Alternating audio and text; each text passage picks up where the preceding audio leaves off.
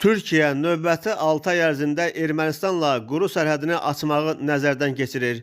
Bu barədə Bloomberg agentliyi adı açıqlanmayan məlumatlı mənbəyə istinadən məlumat yayıb.